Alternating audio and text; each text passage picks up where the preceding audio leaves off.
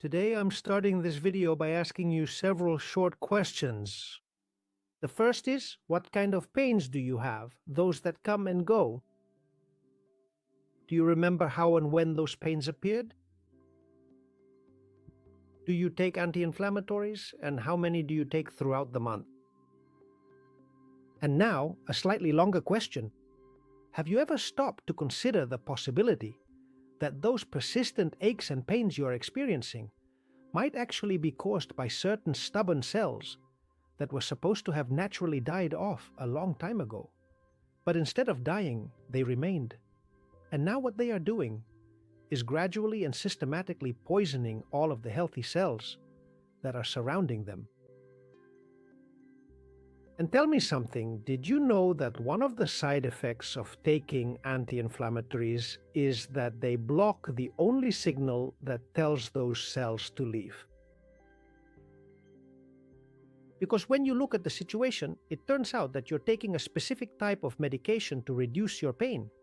And by doing so, you're actually inadvertently contributing to the underlying problem that's causing that pain to persist and never go away. Let's talk about those troublesome cells, because it turns out they have a name: zombie cells.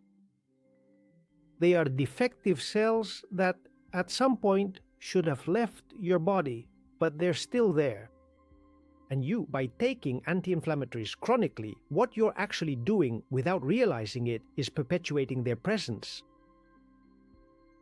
In other words, you're actually prolonging your own suffering by making the solution more difficult.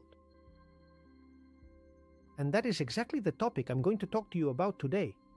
The most effective ways to eliminate these harmful zombie cells. So why don't we go ahead and get started right now? But you see, before I tell you what a zombie cell is, I need to tell you something that almost nobody explains. When this topic is discussed, zombie cells are not a mistake of your body. They're not a failure. In fact, you see, they're exactly the opposite. This is an evolutionary emergency solution that your body came up with millions of years ago, specifically to protect you. And the core problem isn't simply that they exist. Rather, the real issue is that an excessive amount of these cells begins to accumulate over time.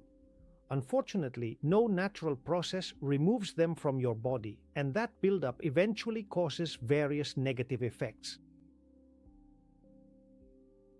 So that you can really understand it, first I need to tell you what a cell is and how its life cycle works.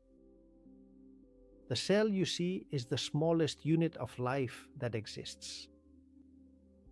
It's the smallest building block of everything that is alive, is made. And you, right now, are made up of approximately 37 trillion cells. 37 trillion with a T. It's such a huge number that it's impossible to picture it in your mind. And just to give you an idea, if you counted 1 cell per second without stopping, it would take you more than 1,000,000 years to reach the end. Well, each one of those cells is in turn a tiny autonomous factory. It has its own wall, its own energy production system, and its own control center where all your genetic information is stored. And all of them, all 37 trillion, are coordinated to do one thing: keep you alive and functioning. And like any factory, they have a life cycle. That is, they are born, they work, and they die. Under normal conditions, this cycle is perfectly regulated. Each cell has a specific function depending on where it is and what type of cell it is. There is an intestinal lining cell that absorbs nutrients, a muscle cell that contracts so you can move, an immune system cell that identifies and eliminates threats, and a skin cell that forms a barrier to protect you from the outside. And each one of them has a specific lifespan. Some last only a few days. For example, the cells of the intestine renew themselves every 3 or 4 days. Others, like certain neurons, can stay with you throughout your entire life. But when a cell has reached the end of its lifespan, when it is too damaged or when it is too worn out to continue doing its job properly, your body sends it a very clear signal. It tells it it's time for you to go. And the cell leaves. It dismantles itself in an orderly way. Its components are recycled, and the space it occupied is left free for a new cell to arrive. And that process has a name: apoptosis. And apoptosis doesn't mean death, it means recycling, because remember, your body doesn't throw anything away. But there are situations in which this recycling can't happen immediately and the cells are constantly being damaged. And this is something normal and expected. In fact, your body knows this and has systems to manage it. And now you'll see how a cell gets damaged. Well, in many ways. It could be from the sun's ultraviolet radiation, which, when excessive, literally breaks the chemical bonds inside the cell. It could be because a virus enters and hijacks its internal machinery to reproduce, leaving a trail of damage. Or from the oxygen you breathe, which paradoxically generates byproducts called free radicals that attack the cell's internal structures. And it turns out that when a cell divides to create a new cell, it has to copy each and every one of its 6 billion DNA pairs. The process is so complex that it also makes mistakes. It's true that not many, but it does make them. And under normal conditions, the cell has repair mechanisms to correct those mistakes, but when the damage in the cell is too great to be repaired, then the body faces a problem. If it decides to recycle it as is with the damage inside, the damage will spread. And if it lets it divide with the damage, it could end up turning into cancer. So what does the body do then? Well, you'll see something very clever. It stops the defective cell in its tracks and sends it a different signal. It no longer tells it to divide. Now what it says is stop. And the cell, upon receiving the order, stops dividing and remains in suspension. And what happens from that moment on? While the cell is in suspension, the immune system arrives, identifies it, and eliminates it. And this process is what is known as cellular senescence. And even though it might sound like a strange word or abstract biology, it really isn't. And it isn't because you can experience it yourself. And this is directly related to exactly what is happening inside that specific joint that just doesn't seem to heal up. Or in that area of your body that seems to get better when you're at rest, but starts bothering you again as soon as you move. While cellular senescence is a complex scientific term, what you actually feel within your physical body is very real. It has its own specific name, and it is much easier for you to remember. It's called pain. Judith Campisi, a researcher at the Buck Institute for Research on Aging in California, has spent more than 30 years documenting cellular senescence and investigating why it is one of the most powerful anti-cancer mechanisms you have. Without senescence, any damaged cell in your body could multiply uncontrollably, and when you're young, the whole process lasts days or weeks. The cell stops, the immune system picks it up, and the building stays clean. If it helps, the damaged cell is like that troublesome neighbor in an apartment building. You know, the kind of people who show up from time to time, but a good manager kicks them out before they can even start, causing trouble for the rest of the community. And this is the irony at the heart of this whole video, because the very same mechanism that protects you when you're young, however, as you get older, as you age, turns into a problem. And not because the tools fail, but because the system that's supposed to clear out those cells gradually loses its ability over time. Cells that used to be completely disappeared in a short span of just a few weeks now end up remaining active and present for months, and then for many long years. Going back to the example of the troublesome neighbor, where before one would show up for a few days and then quickly disappear, now you find that one appears on the third floor, another on the fifth, and three on the second, and the building. There are more and more troublesome neighbors, and these neighbors are becoming increasingly noticeable. And what's the problem? Well, it's the same as with the neighbors. Those lingering cells that remain behind and haven't been successfully eliminated don't just stay quiet or inactive. Instead, they continuously emit harmful inflammatory signals, and these toxic signals slowly poison the perfectly healthy cells all around them. And that is exactly what these destructive zombie cells are like in the body. As I was saying, they're not a mistake of the body. In fact, they're an emergency solution that has ended up becoming a problem. And why does the cleanup system lose its capacity? Although age plays a role in this, it's not just because of age. It's not just due to age. There are three reasons that explain it. The first, low voltage. The immune system cells that identify and eliminate senescent cells need energy to do their job. But when the battery is low, that manager who should be evicting the troublesome neighbor is only working at half capacity.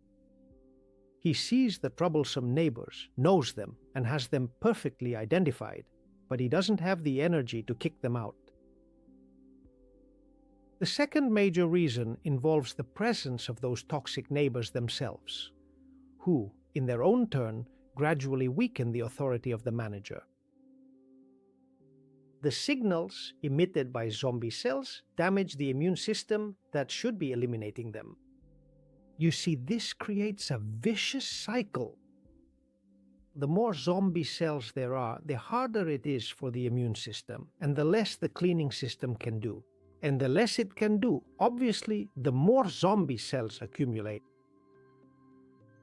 And the third reason, which I already mentioned at the beginning of the video, is perhaps the one that will surprise you the most.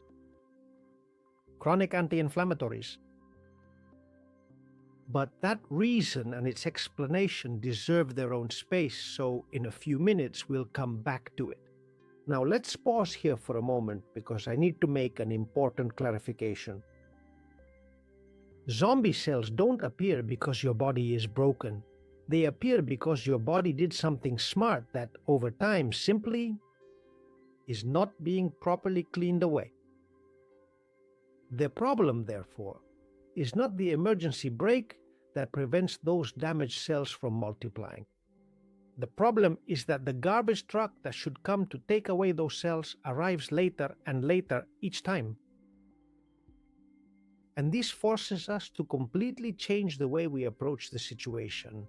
Because you see, when faced with a situation like this, the strategy is not to attack the zombie cells. What this is really about is doing everything possible to get the truck to come by again. And to do that, what needs to be done is to restore the conditions so that the cleaning system regains its capacity. Because when the inherent capacity is there and fully working, the building effectively cleans itself. The body has always known exactly how to do it, and has never once forgotten the process. But before we look at how to achieve that, and in order for us to be able to solve it, I need you to understand what it is that the new troublesome neighbor on the third floor is emitting that manages to disable the cleaning system's capacity. To do this, I'm going to analyze with you what that smoke coming out from under their door is, because in addition, and so you understand, there lies the direct explanation for the pains you've been carrying for a long time and that no test has been able to explain to you. Well, by now you already know what a zombie cell is, and you also know why they accumulate in us. And now it's about understanding what that cell does from inside there. Because, as I mentioned to you, those zombie cells are not silent. from their paralyzed state, and despite it, they are continuously releasing a cocktail of molecules, and that is their way of speaking. And it turns out that what they say is nothing good. The first thing they release are inflammatory proteins, the cytokines. And you see, they are chemical messengers whose job under normal conditions is to activate the immune system when there is a threat. They are useful when there is a virus or when there is a wound. But when a zombie cell releases them continuously and without any real threat, what happens is that the surrounding tissues remain in a state of permanent alert. In other words, zombie cells create inflammation that not only doesn't come from outside, but comes from within and moreover doesn't stop.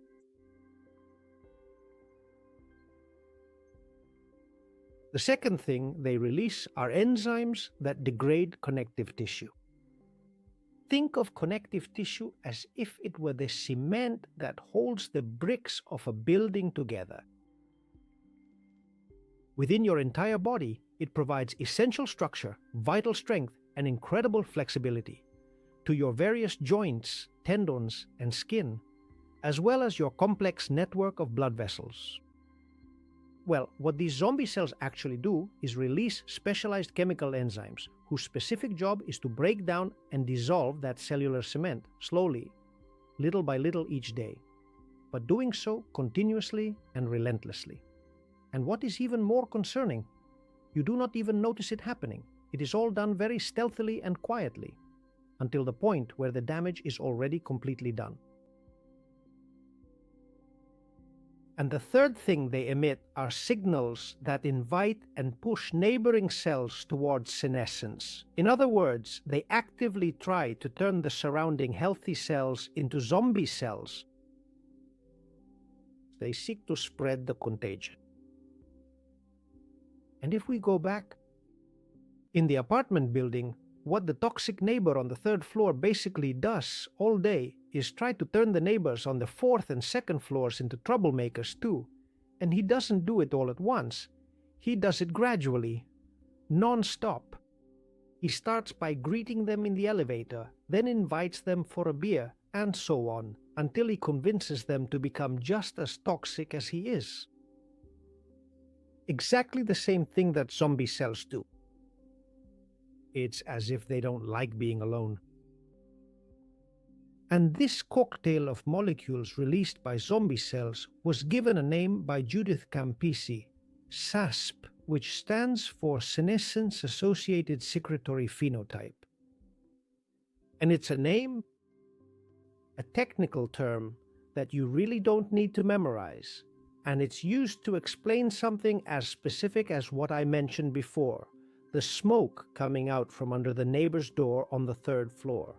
Well, now that you know exactly what that smoke is and how it originates, I'm going to explain to you the three main effects that this smoke has on the tissues surrounding the zombie cell, and I'll present them to you one by one. The first is the most visible one. It's the one you've been feeling for a long time without even realizing it. As I was saying, the molecules of the SASP continuously trigger an inflammatory response in the surrounding tissues. It's not an acute inflammation.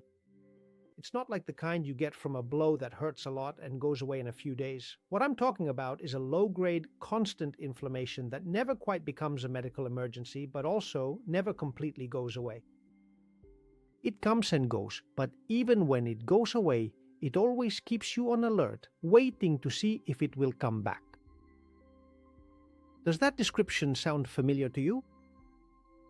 I'm talking about that joint that's always a little swollen, that tendon that's been almost fine for months but never quite right, or that area of your body that gets better with rest but starts bothering you again the moment you begin to move. And it stays that way without any apparent cause, without you having suffered a recent injury, and without any lab tests being able to explain it. And the truth is, you won't find the explanation there because the explanation lies in the SASP. In other words, the zombie cells accumulated in that tissue are continuously sending out inflammatory signals, and as long as they remain there, that inflammation won't go away, because it's an inflammation that, as I mentioned, doesn't come from outside, it comes from within the tissue itself. And it's true that an anti-inflammatory can temporarily calm that signal, but what it won't do is eliminate the source of the pain. And taking the anti-inflammatory is like turning on a fan to disperse the smoke, while the neighbor on the third floor keeps producing more. And now I'm going to introduce the second effect. And this one is quieter, but in the long run, much more destructive. Among the molecules of the SASP, there are enzymes whose specific job is to degrade the extracellular matrix. And you might ask, what does it mean to degrade the extracellular matrix? Don't get overwhelmed by these words, because that's just a technical term that explains something that's actually very simple. Think of it as the essential biological scaffolding that supports all your tissues: collagen, elastin, and hyaluronic acid.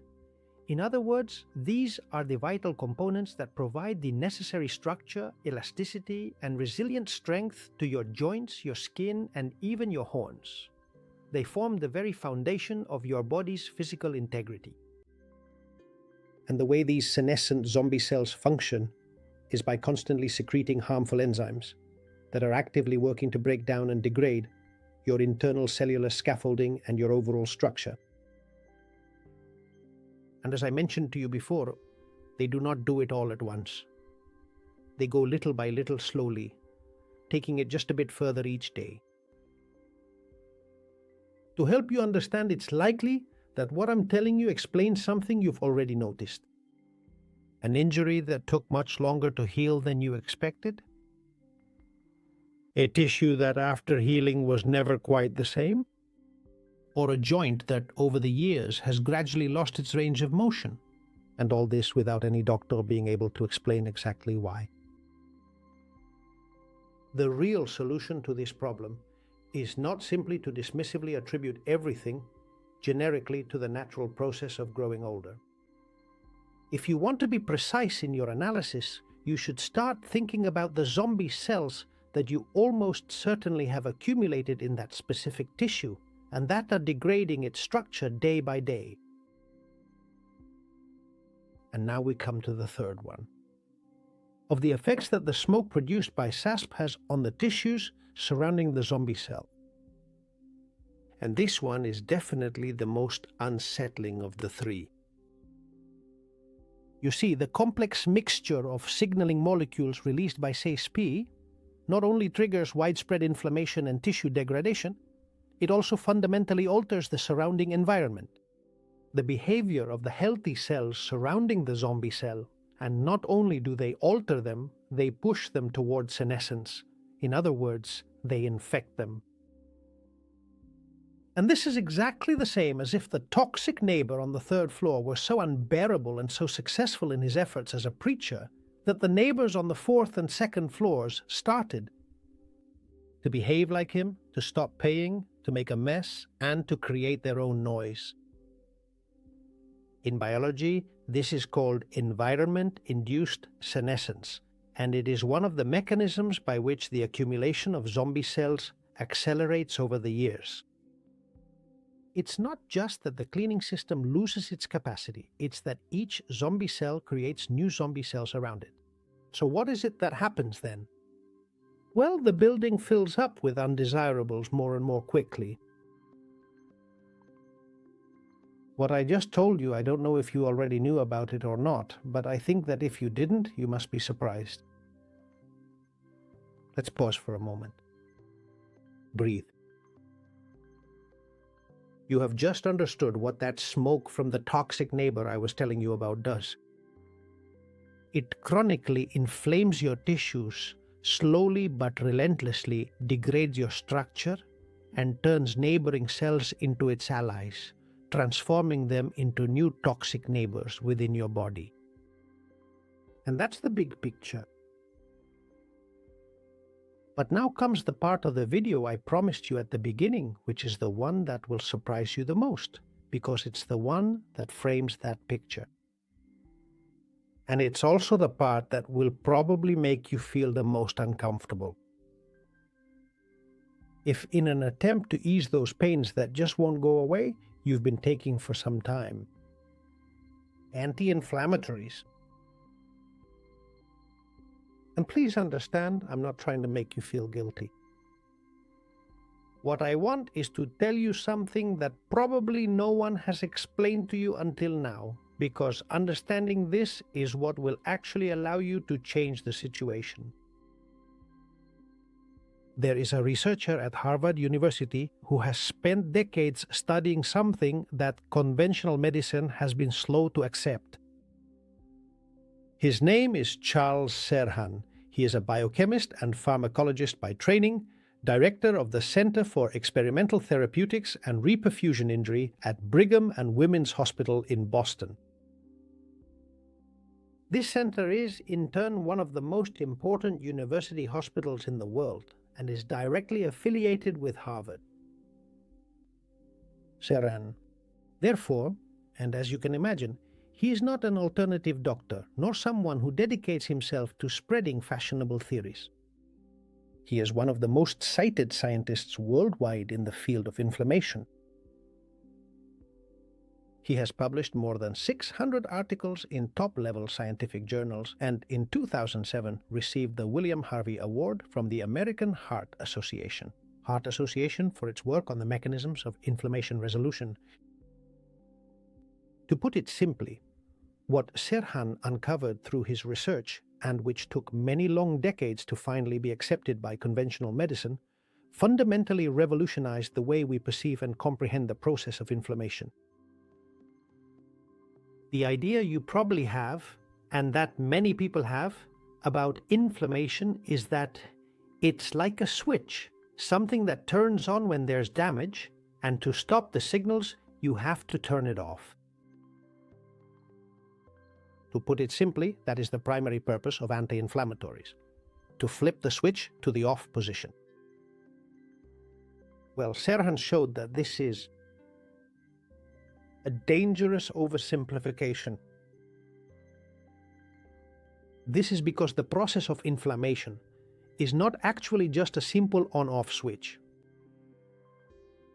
It's a process with two phases.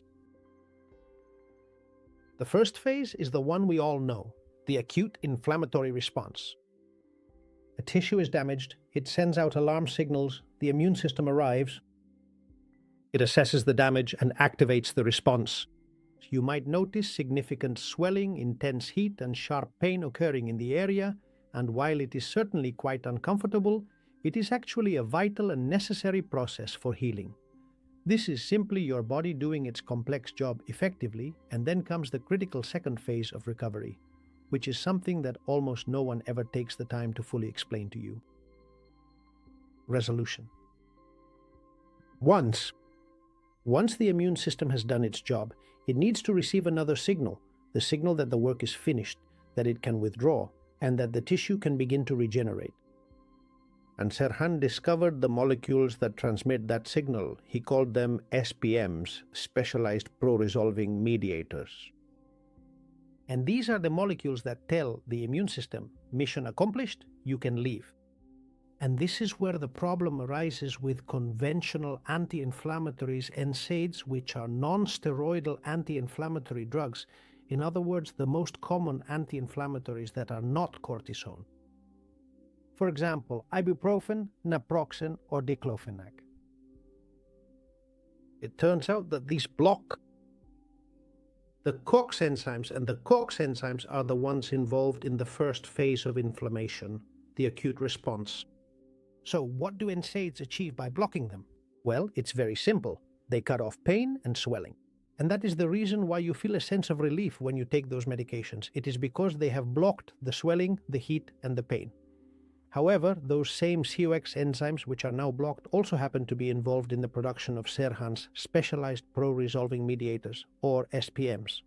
This role is why the process is so critical to understand.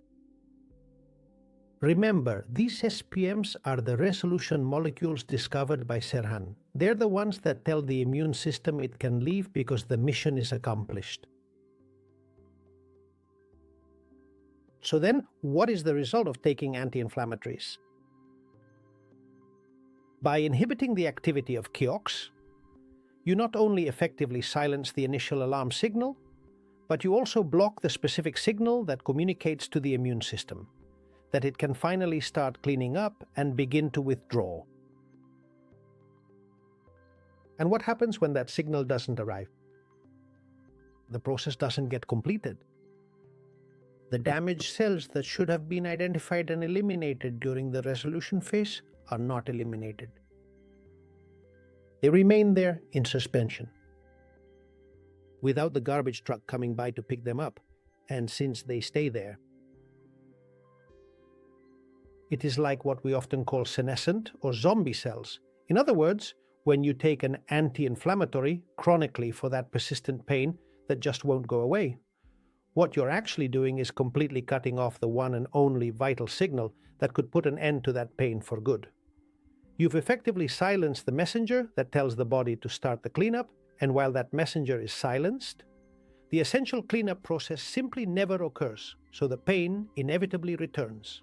And then you take another anti-inflammatory and you succeed. You silence the messenger once again. And the entire process just drags on and on. What's the ultimate effect?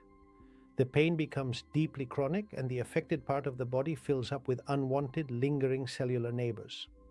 It's the most invisible and widespread loop of all. And it's not your fault, because I'm sure no one ever explained to you that inflammation has two phases, and I'm sure no one ever told you before that stopping the first phase without completing the second has consequences. What they did was simply give you something for the pain, and it worked, at least in the short term. Because no one was able to explain to you what would happen in the long term either. You learned it, and that's how we got to where we are today. I think now you understand much better where it's more than likely coming from. That background noise you've been feeling for a while. The zombie cells accumulated in your tissues continuously emit inflammatory signals. They slowly degrade your connective tissue and infect neighboring cells.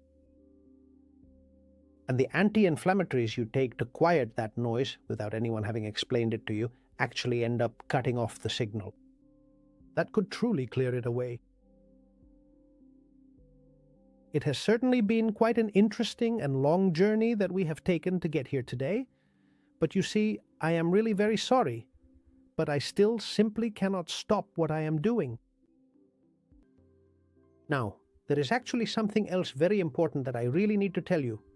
Something crucial that connects every single thing we have seen so far directly with the fundamental biophysics at the very core of this channel.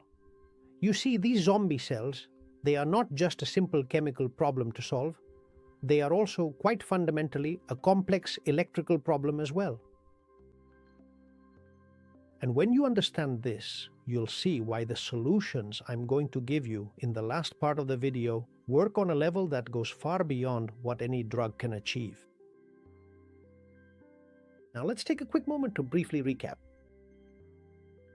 Up to now, I've told you the story of zombie cells from the perspective of chemistry, from molecules, cytokines, enzymes, and signals.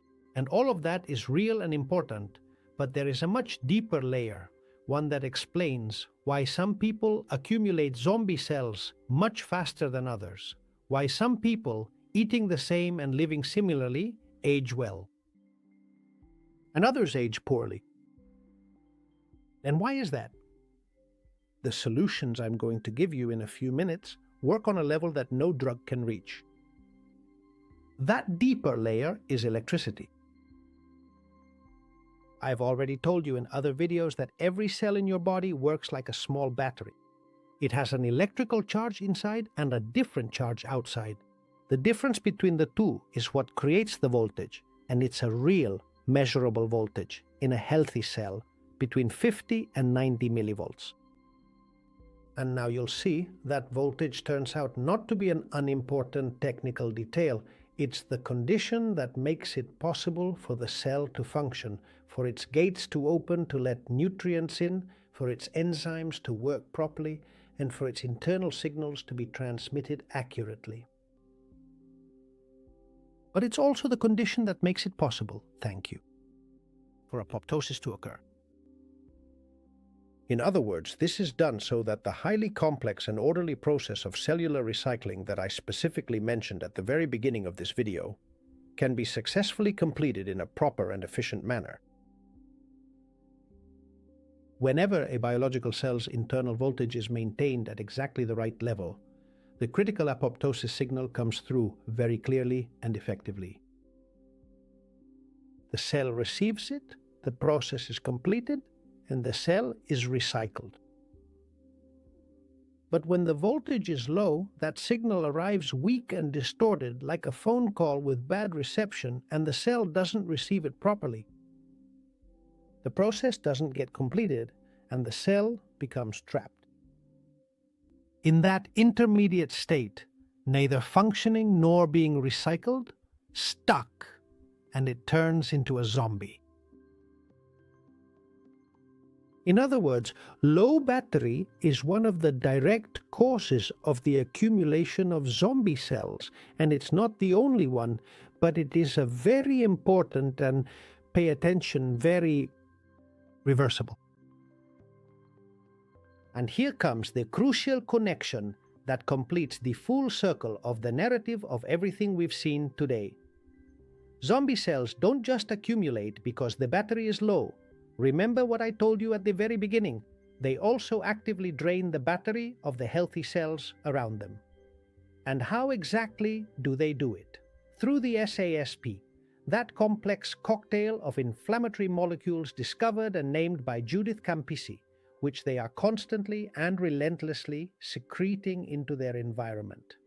These molecules not only cause widespread inflammation and degradation, which I compared to the thick smoke coming from under the door of the unpleasant and toxic neighbor on the third floor, but that smoke also alters the delicate and essential electrical potential of the outer membranes of neighboring cells, effectively destabilizing and draining them of their energy. Consider a malfunctioning battery inside a piece of electronic equipment. Not only does it fail to provide energy, but by leaking current to the surrounding components, it also causes lasting damage to those parts. The reality is that a bad battery isn't neutral, it's active, actively destructive to whatever is nearby. And that's exactly what a zombie cell does to its neighbors. It's not neutral.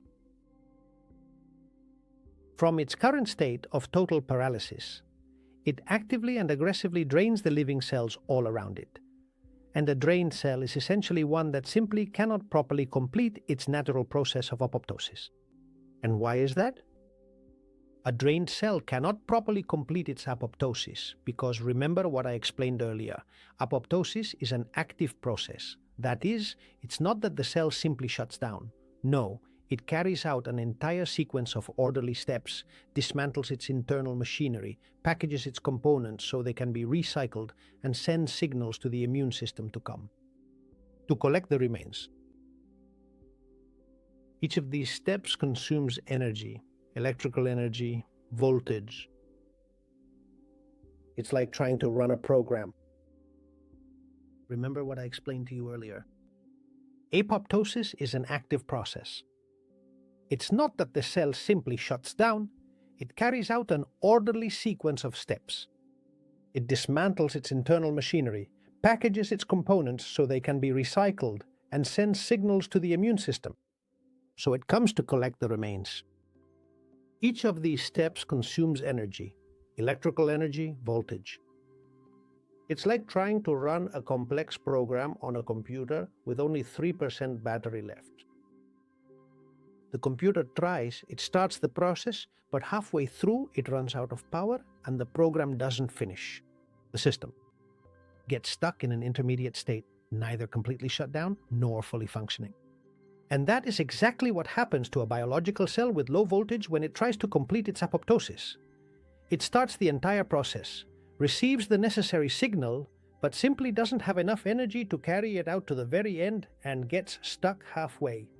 In that strange intermediate state you already know, it is effectively turned into a zombie cell that lingers indefinitely. The loop closes on itself. Low battery creates zombie cells. Zombie cells drain the battery of their neighbors. The drained neighbors turn into new zombie cells, and so on. And it's not because of a design flaw, it's due to a lack of charge. And why am I telling you this? What changes? Knowing that zombie cells are also an electrical problem, well, you'll see, the truth is it changes everything. Because if the problem were only chemical, the solution would also be only chemical, that is, a drug that directly targets the zombie cells, a synthetic senolytic that eliminates them. And that exists. And I'm going to show it to you. But if the problem is also electrical, then the solution can also be electrical. And electrical solutions have something that drugs do not. They act on the cause, not on the consequence. They don't eliminate the zombie cells that are already there. What they do is restore the conditions so that the body eliminates them on its own and so that they don't keep accumulating. Sunlight, contact with the earth, well-mineralized water, movement that generates electricity in the tissues, and fats that build cell membranes capable of maintaining the correct voltage. If you've been following this channel for a while, you already know what I'm talking about. These are the 5 pillars that appear in practically every video. And now I imagine you understand why they always show up. And what about Chono? The conditions that keep the battery charged. And a charged battery is your best defense against the accumulation of zombie cells. But I can't just stop there. Because in addition to restoring the voltage, as I was saying, there are specific interventions aimed directly at zombie cells, compounds that science calls Senolytics. This is a term that, by the way, in Spanish literally means senescent solvents, that is, things that dissolve or eliminate accumulated senescent cells. And some of these compounds you can find in your kitchen or at a fruit shop. But here, again, let's pause for a moment and take a breath. We've come a long way. And you know what zombie cells are because they exist. You also know what they emit and what they do to your tissues. You know why chronic anti-inflammatories perpetuate the problem. And now you know that all of this also has an electrical dimension that connects with your body's battery. What comes next is the practical part. What can you do? What works? What does the science say? And what can you start doing this very week without needing a prescription or a laboratory? Let's get to it. With this section, which starts now, we reach the practical part you've been waiting for. And I'm going to give you solutions on 2 levels. The first acts on the conditions, that is, it restores the voltage of your cells so that the cleaning system returns to normal. It's working. And the second one acts directly on the zombie cells you've already accumulated, eliminating them. Both levels are necessary and they complement each other. If you only restore the voltage without eliminating the ones that are already there, the system improves, but it takes longer. If you only target the ones that are already there without restoring the conditions, they accumulate again, so you need both. Let's start with the first one. You already know them if you've been following this channel for a while. They're the same ones that appear in the videos about water, about balance in the nervous system, and that will keep appearing in future videos. And it's not because I like to repeat myself, but because these are the basic conditions the body needs to keep its cells at the correct voltage. And it's very important that you absorb them. Without them, everything else only works halfway. First pillar, early morning sunlight. 15 to 20 minutes of direct sunlight before 10 a.m. without sunglasses, without sunscreen during those first minutes. And the early morning infrared is what will structure the internal water in your cells. And it's what most directly helps maintain the voltage of the membrane. Without light, the intracellular water loses its geometry, and without that geometry, the voltage drops. And you already know what happens when the voltage drops. If you don't have sunlight, use an infrared lamp of 850 nanometers. Second pillar, contact with the earth. Aim for 15 minutes a day of skin in contact with a natural surface, sand, grass, moist soil. The Earth's free electrons neutralize the free radicals that SASP generates in the tissues, and they restore part of the electrical charge, which the zombie cells have been taking away from their neighbors. It's the oldest and most free anti-inflammatory there is, and also the most overlooked. If you can't do it outside, you have grounding mats that you can connect to the ground outlet in your own home. The third essential pillar of this approach is properly and thoroughly well mineralized water, and most particularly isotonic seawater, mixed precisely in a specific ratio of 1 part seawater to 3 parts low mineralized fresh water. And if you can't find the water or the isotonic version, use low mineralized fresh water mixed with unrefined sea salt, not iodized salt. I explained this to you in detail in the videos about water. And what matters here is having the right minerals in your body in the correct proportions so that the electrical gradient between the inside and outside of the cell is properly maintained.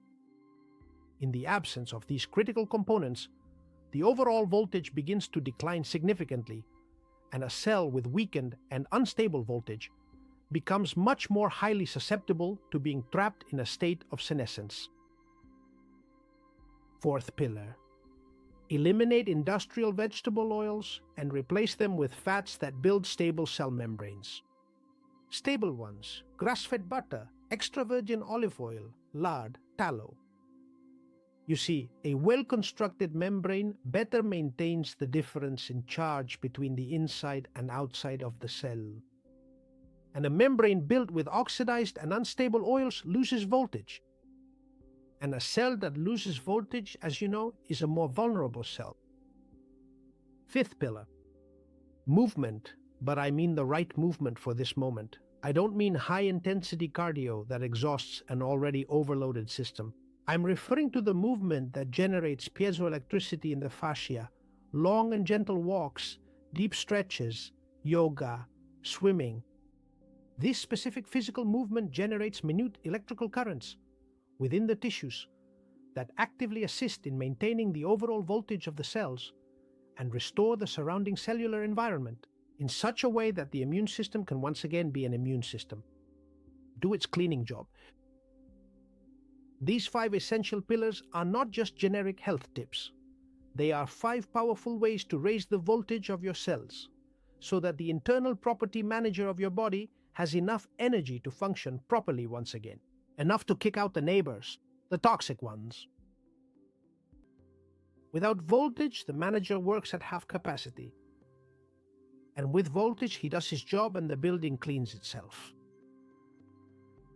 And now, let us transition our focus toward the second level, the one that will enable you to directly target the damaged zombie cells you have already accumulated, specifically the Senolytics that will identify and eliminate those zombie cells. As I was saying, the Senolytics are compounds that have the ability to induce apoptosis, specifically in senescent cells.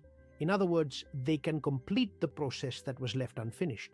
Or put another way, they give the zombie cell the energy and the signal it needs to finish recycling itself. And there are pharmacological senolytics, such as the combination of dasatinib and quercetin, which is used, thank you, in some clinical protocols, but today I'm going to focus on the natural ones, the ones you have within reach without needing a prescription. And here, the 2 most studied are Fisetin and Quercetin.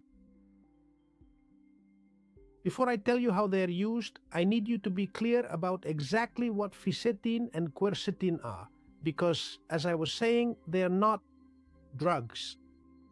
They're not manufactured by a pharmaceutical laboratory. You don't need a prescription to get them. They are compounds that exist in nature. Plants produce them on their own as part of their defense system, and you can obtain them in 2 different ways. The first is directly from foods, and the second is in supplement form. Let's start with how to get it from foods you buy at any supermarket. And I'll start with Fisetin. And the first and most important thing about it is to tell you that it's a flavonoid. Flavonoids are compounds that plants naturally produce as part of their defense system. They protect them from ultraviolet radiation, fungi, and insects. When you eat them, part of that protective ability also works inside you. Fisetin is found mainly in strawberries and also in apples, persimmons, and cucumbers, although in lower concentrations. And the most relevant studies on its senolytic activity originated at the Mayo Clinic, which is one of the most prestigious medical centers in the world. Their researchers demonstrated in studies with mice that Fisetin significantly reduced the burden of senescent cells and improved health markers associated with aging. In humans, studies are ongoing, but the preliminary results are promising.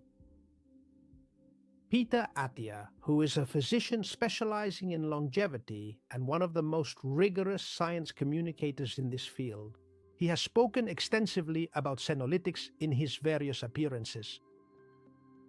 His stance is cautious but favorable.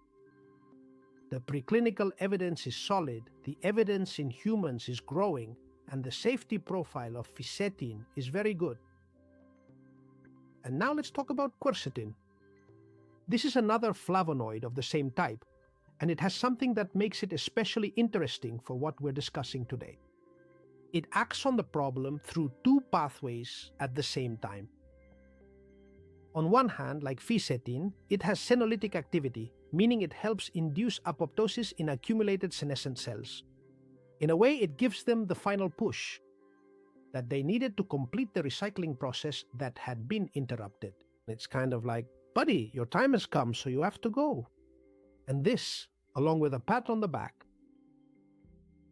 It doesn't stop there. On the other hand, and this is something that sets it apart, it inhibits part of the SASP signaling. Remember that cocktail of inflammatory molecules that zombie cells continuously release. Quercetin reduces the production of that cocktail, which means that while the body is eliminating the zombie cells, quercetin also, it gradually reduces the smoke they keep emitting while they're being removed. It's as if, while the property manager is working to evict the toxic neighbor, someone at the same time temporarily seals the crack where the smoke is coming out. The neighbor is still there, but does less harm while the eviction process lasts. You can easily find quercetin in many common foods you likely already have in your kitchen. For instance, it is abundant in sharp red onions, salty capers, fresh green broccoli, crisp apples with the skin left on, and soothing cups of green tea. Now that we have thoroughly explained those fundamental concepts, I am going to discuss the specific implications of using both of these substances when they are taken as dietary supplements. In this particular case, the concentration that you get is significantly and substantially higher than what you would normally get from food sources alone. This concentration is high enough for the senolytic effect to actually become clinically relevant and impactful for your health. And in supplement form, the best way to achieve good absorption is the liposomal form, both for Fisetin and Quercetin. Liposomal means that the compound is encapsulated in a small fat sphere that will facilitate its entry into the cell. Without this encapsulation, a large part of the compound is lost during digestion before it reaches its target. Well, now that this is explained, pay attention to what I'm about to tell you. The difference between the correct use of these compounds and incorrect use. And the importance of cycles. Senolytics, thank you. Unlike a standard daily supplement, these are not intended to be consumed on a daily basis.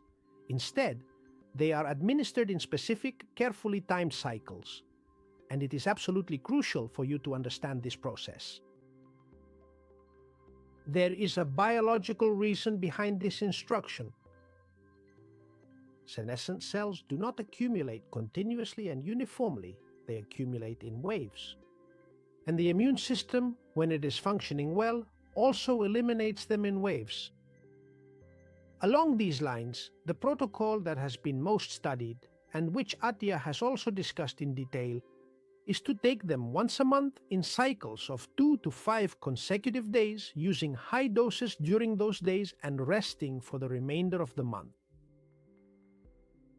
The underlying idea is to provide the compound at a sufficient concentration to induce apoptosis in the accumulated senescent cells, and then allow the body to process and clear away the remnants.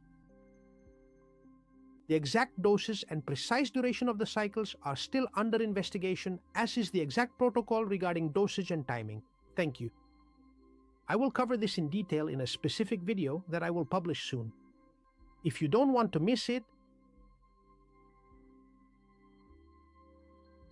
and before finishing, a warning that I can't skip. You already know that I like to be very clear, and everything I've told you about natural senolytics is backed by scientific evidence. Real evidence.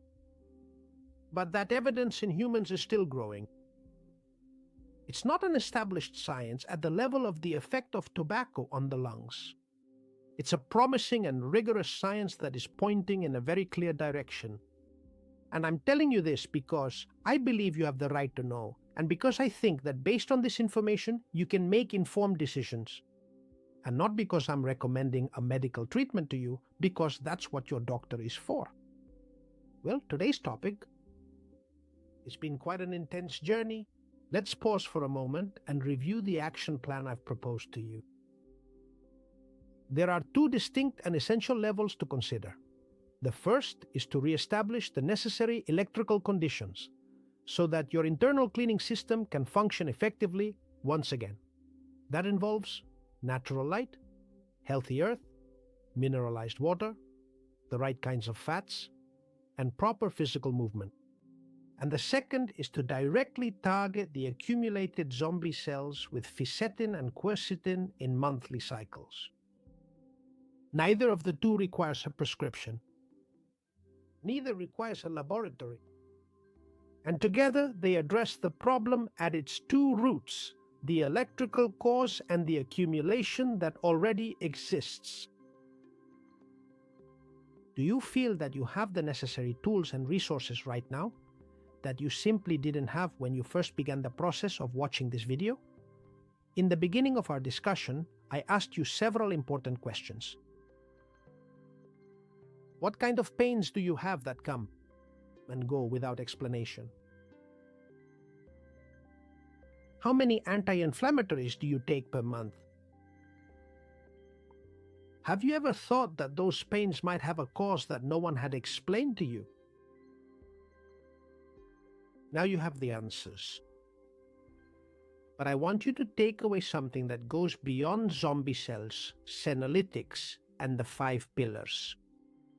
That persistent nagging pain you've been carrying for a while, that constant underlying background noise that clinical tests simply can't explain and doctors often call normal. Given the current stage of your life, this is not a final sentence. It is a meaningful and important message. It is your body's own way of reaching out to tell you something vital that you simply did not yet have the tools to understand or read. But now you know how to read the message. Next time, when that joint bothers you again, don't think it's just your age. Think, I have zombie cells accumulated in that tissue, sending out inflammatory signals, and I know what I can do about it.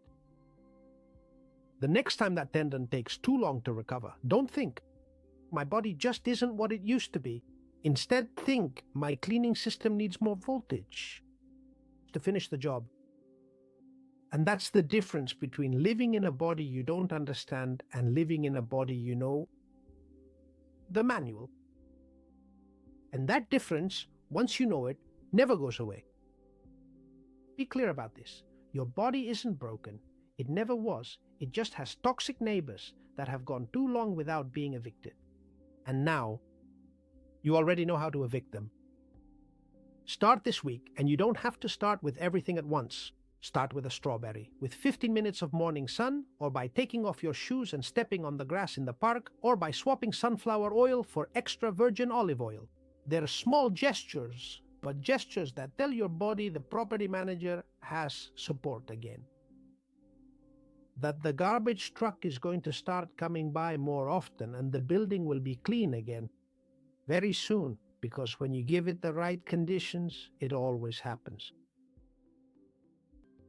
Go ahead, always move forward, and I'll read your comments.